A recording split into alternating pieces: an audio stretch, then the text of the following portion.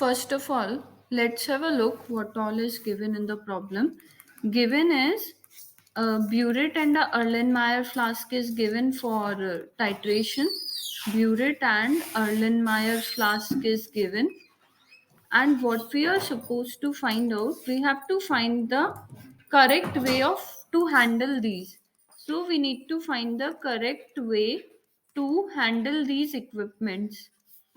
So let's have a look. During the titration, we know that burette and Erlenmeyer flask is used for titration.